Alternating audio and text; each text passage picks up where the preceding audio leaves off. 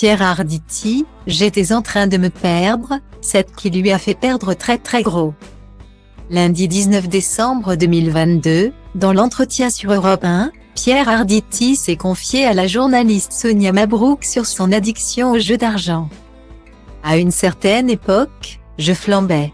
J'étais un vrai joueur, c'est-à-dire que j'allais jouer dans les cercles et dans les casinos.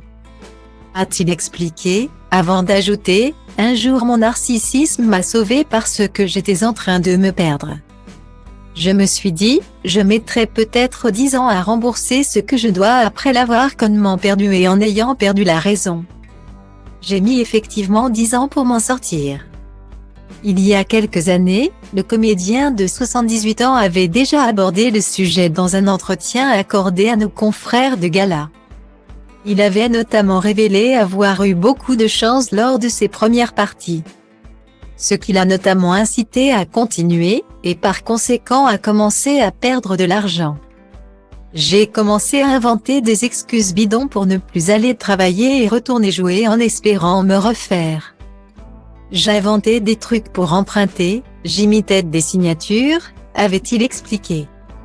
Style Diva place Holdé à 1 et à 1, 8 300 px, minimum et 250 px, at media screen end, minimum 8. 990 px, div. À place Holdé à 1 et à 1, 8 620 px, minimum et 350 px, style. Mais un jour, il a fini par décevoir sa famille. Un soir, j'ai perdu l'argent des vacances. Mon épouse, Evelyne Bix, et mon fils, Frédéric, né de sa précédente relation avec la défunte actrice Florence Giorgetti. Note de la rédaction, m'attendait pour partir le matin même. En quittant le cercle, il me restait 50 balles. Entre 5h et 7h du matin, j'ai passé des coups de fil pour récupérer cet argent. J'ai une dernière fois menti, avait-il également confié à Gala.